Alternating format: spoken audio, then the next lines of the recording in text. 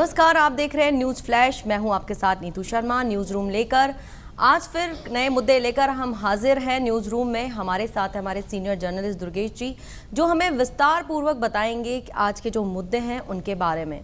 तो सबसे पहला जो मुद्दा है, जिसे जो दिन ब दिन तूल पकड़ रहा है, कभी सुप्रीम कोर्ट के फैसले को लेकर तो कभी उसके अमेंडमेंट को लेकर। सर, सुप्रीम कोर्ट ने जो आवारा कुत्ते हैं उनको लेकर फिर से जो अपना जो फैसला लिया था उसमें कुछ सुधार किया है। तो ये जो सुधार है उसके बारे में आप क्या कहना चाहेंगे?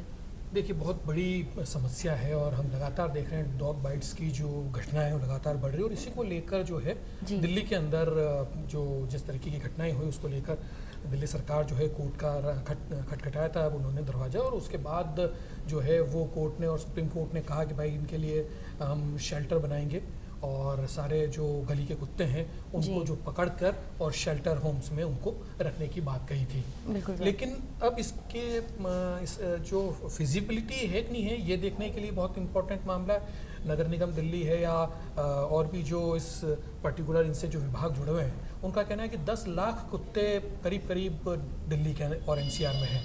तो इतनी बड़ी तादाद में शेल्टर होम बन जाना बड़ा मुश्किल सी बात है।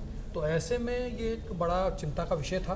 तो खुद सुप्रीम कोर्ट के चीफ जस्टिस उन्होंने भी इस मामले को देखा और उन्होंने कहा कि ये पॉसिबिलिटीज़ नहीं है। जो एबीसी रूल है उसको लेकर भी जो है वो उन्होंने कहा कि उसका भी ये खिलाफत है।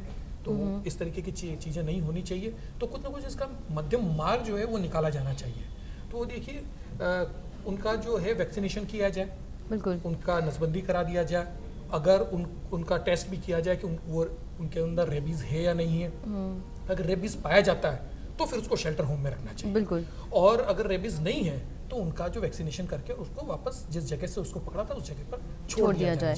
देखिए, ये जब आया कि इनको शेल्टर होम में डालेंगे तब पीटा जो है और जो पशु कल्याण संस्थान जो हैं और भी जो एनिमल लवर्स हैं उन लोगों ने ये जो है और कई एनजीओज हैं उन्होंने जो है दरवाज़ा खटखटाया था सुप्रीम कोर्ट का कि भाई ये गलत चीज़ कर रहे हैं। इतने बड़े शेल्टर होम में रखना जस्ट लाइक मतलब ये कि उम्र कैद जैसी स्थिति हो जाएगी उन कुत्तों की।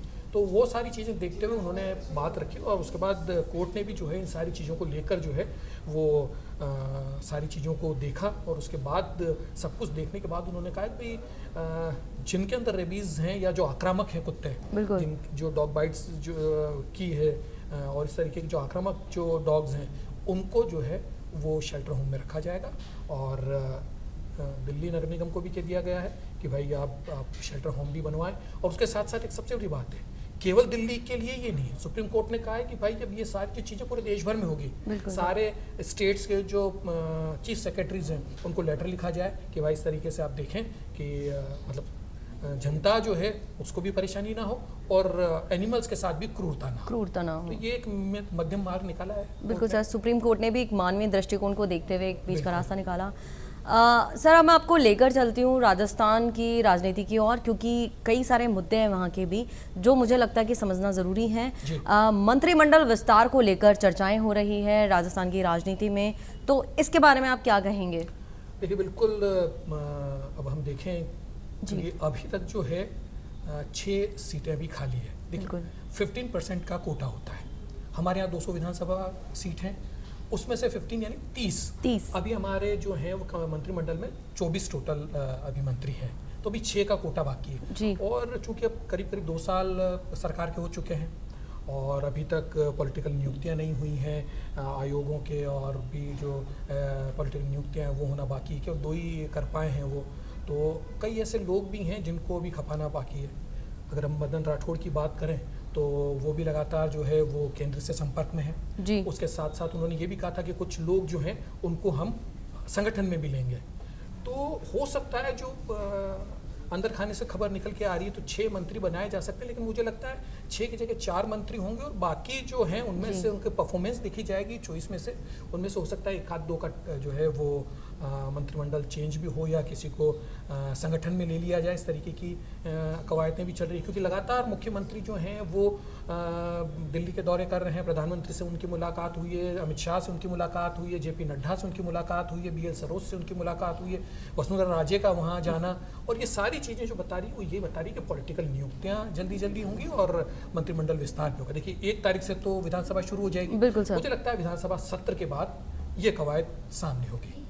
सर, एक तरफ मंत्रिमंडल विस्तार हो रहा है और मंत्री जो हैं वो जगह जगह दौरे कर रहे हैं, चर्चाएं कर रहे हैं, लेकिन हम दूसरे हाथ पे बात करें ज़मीनी स्तर पर तो मानसून की जो स्थिति है, जो पूरे प्रदेश में बाढ़ के हालात हैं, सड़कें जर्जर हो रही हैं, तो क्या लगता है सर कि जो ये विस्तार तो किया जा रहा है, नई नई कवायदें शुरू हो रही हैं, कई जगह पर नए नए रेनोवेशन भी हो रहे हैं, लेकिन ज़मीनी स्तर पर ये बाढ़ के जो हालात है, जैसे जनजीवन बुरी तरह प्रभावित हो रहा है, इसका क्या नज़रिया है? बिल्कुल, देखिए हमारा जो क्लाइमेट सिस्टम है ना, वो धीरे धीरे चेंज हो गया। देखिए हमारे पश्चिमी राजस्थान की तरफ बरसात देखने को ही नहीं मिलती, सालों बरसात नहीं होती थी।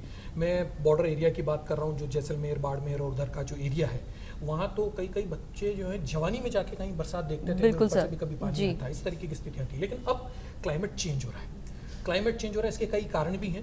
क्लाइमेट चेंज हो रहा है, अब देखिए हम अगर हमारे पश्चिमी राजस्थान में देखें तो गजब का पानी बरस रहा है वहाँ पर। बिल्कुल सर। और स्थिति अब तो बाढ़ जैसे हालात बनते जा रहे हैं। और अब तो कोटा, बूंदी, झालावाड़ का जो एरिया है, सवाई माधोपुर की स्थिति अभी खराब है। कोटा, बैराज के जो है वो गेट खोलने की बात आ रही है। बीसलपुर के गेट जो है अभी बंद कर दिए गए थे, वापस की पानी की आवक कम हो गई थी पिछले कुछ दिन थे। लेकिन अब 8 दिन आगे जो है वो वापस जो है वो एक नया तंत्र बनने की बात है। तो अभी और बारिश हो सकती है। आज सुबह से राजधानी जयपुर में भी हम देख रहे हैं बारिश हो रही है लगातार, कई इलाकों में तो बहुत जलभराव की स्थिति हो गई है। तो इन सारी चीज़ों को देखना होगा। लगातार न्यूज़ रूम में भी बात करते आए हैं कि देखिए ये क्या एक सतत प्रक्रिया है, सतत एक काम चलते रहना चाहिए। हमको ये देखना चाहिए कि कहाँ कहाँ पानी का भराव होता भी। अभी उन सारी चीज़ों को एक बार लोकेट करना चाहिए कि बारिश होने से कितनी जगहों पर जो है पानी भरता है, उसकी निकासी का क्या रास्ता हो सकता है, उस पानी को वेस्ट ना हो, उसको किस तरीके से हम यूज़ कर सके, हमारा भूजल किस तरीके से बढ़ा सके, इसके ऊपर एक मॉनिटरिंग करनी चाहिए। और उसके बाद एक बड़ा जो है वो एक विस्तार से एक कार्यक्रम तय करना चाहिए और उसके बाद इस तरीके की स्थिति को ठीक करने के लिए आगे बढ़ना चाहिए। बिल्कुल सर, क्योंकि जिस तरीके से जनजीवन प्रभावित हो रहा है वो वास्तव में एक बहुत बड़ी समस्या है।